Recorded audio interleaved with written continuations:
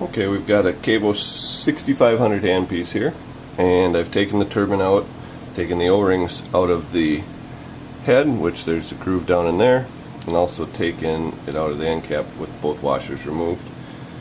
So what you want to do is you want to put that spring washer down in the head first. Use your Explorer, make sure it's centered in there. Can be a little tricky sometimes, but this one's a little magnetic and it sticks. Another thing you can do is if you have a cotton swab, then we'll put the O-ring in after that, and that kind of captures that in there.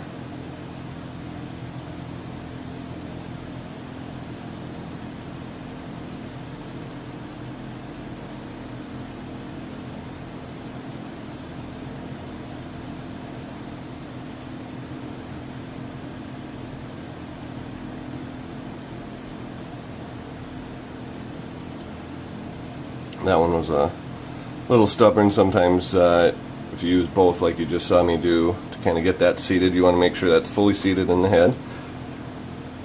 Then on the end cap, same thing, you want to go ahead and put the spring washer in there first, make sure it's centered in there. Then you can take the O-ring, make sure it goes in that groove. You want to make sure that there's no remnants of the old O-ring left in there at all, because if this O-ring is sticking out, it can bind the turbine. It has to go all the way into the little groove seat in there, and it'll also capture that spring washer a little bit. Then here's two of the turbines that were used, and as you can see, the impellers have some blemishes on them. It shouldn't affect the functionality, but you know, it's definitely marked up from when it was bound in there, when it didn't get installed properly the first time. So what I like to do is take this, go ahead and take the end cap and seat it over that rear bearing. Use a little gentle rocking motion, give it a spin, make sure that all works. Then look one last time in the head, make sure that spring washer is all centered up in there. Kind of hold it steady, and then you can just push that on. Make sure you don't cross thread the end cap. You can tighten it up. Give it a little quarter turn or eighth turn there snug. You can insert the burr, spin it, make sure it spins freely before you put power to it, which this does, and then hook it up, and you can see it'll take right off.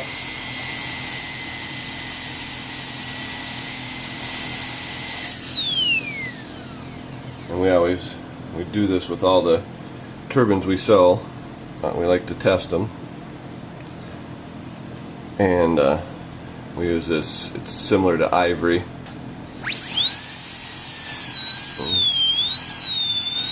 I don't know if it'll show on the video, but it'll actually smoke some there, and you can see that it's cutting really good. So that's about the process there. I'll take this back out. And I guess if you have any more questions or any issues, let us know, and we'll help you out as best as we can. Thanks.